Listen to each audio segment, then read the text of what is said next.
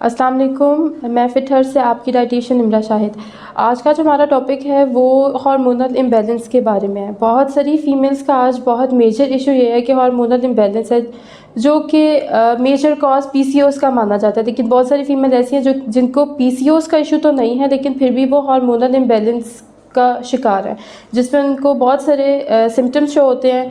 जैसे उनके facial hair का प्रॉब्लम आता है, बाल आते हैं मोटे फेस पर, और उनको एक्नी का बहुत इशू रहता है, इरेगुलर पीरियड साइकिल होती है उनकी, या तो पीरियड उनको आते ही नहीं हैं।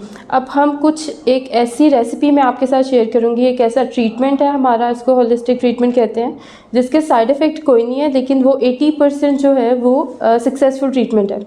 बहुत सारी कंट्रीज़ में, इवन पाकिस्तान में और आउट ऑफ कंट्रीज़ में भी, इंटरनेशनली भी ये मेथड बहुत ज़्यादा यूज़ हो रहा है।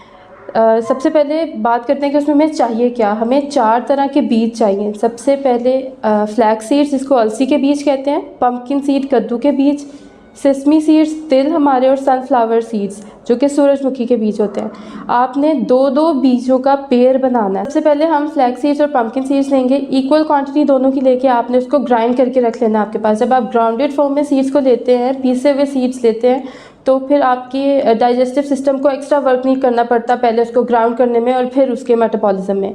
तो जब आप उनकी दोनों की इक्वल क्वांटिटी ले लें, इसी तरह आपने सेसमी सीड्स और सनफ्लावर सीड्स को ग्राउंडेड फॉर्म में ले लेना इक्वल क्वांटिटी में दोनों को, और मिक्स करके आप रख लें।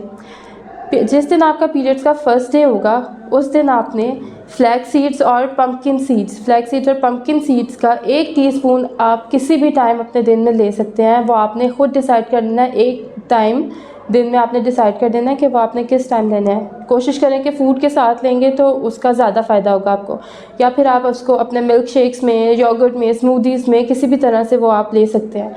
1 टीस्पून आपने इन सीड्स का लेना है। 14th डे तक, मंथ के 14वें दिन तक आपने फ्लैक्स सीड्स और पंपकिन सीड्स लेने हैं।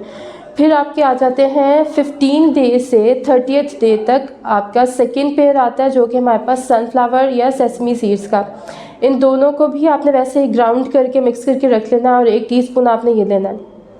इसी तरह जब आपकी साइकिल दोबारा स्टार्ट होगी, जब आप दोबारा पीरियड का आपका फर्स्ट डे होगा, तो फिर से आपने अपने फ्लैक्स सीड्स और पंपकिन सीड्स को स्टार्ट कर देना है। इसी तरह आपकी ये साइकिल चलती रहेगी जब तक कि आपके पीरियड साइकिल रेगुलर नहीं होंगे, आपके सिम्टम्स इंप्रूव नहीं होंगे। आपने ये इस तरह से लेना है। अब ये तो वो ऐसे लोग हैं जिनको पीरियड्स आते हैं, रेगुलरली नहीं आते, या इनको कोई भी इशू है। दूसरी फीमेल्स हमारे पास ऐसी आती हैं जिनको पीरियड्स आते ही नहीं हैं, तो उनको क्या करना है, उनको अपने जो नेक्स्ट 15 डेज़ वाला पेयर है, जो कि आपके पास सेसमी सीड और सनफ्लावर सीड्स है, आपने सेसमी और सनफ्लावर सीड को लेना है। तब तक लेते जाना है जब तक आपको पीरियड साइकिल आपकी स्टार्ट हो नहीं जाती।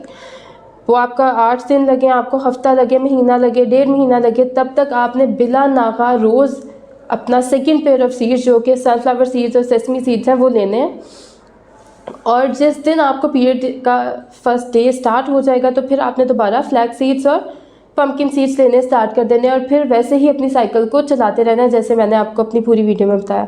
अब आते हैं कुछ ऐसे लोग जिनको सीड्स नहीं देने। वैसे तो सीड्स हैं, इनका कोई इशू नहीं है, कोई साइड इफ़ेक्ट नहीं है, लेकिन कुछ लोग हैं जिनको आप सीड्स नहीं दे सकते हैं। जिसमें हमारे पास आते हैं ऐसे लोग जो जिनको बीपी का बहुत ज़्यादा मसला रहता है, या जिनको सीड्स की एलर्जी है, या फिर ऐसी फीमेल्स जो कि प्रेग्नेंट हैं, वो ये सीड साइकिल्स अपनी स्टॉप कर देंगी।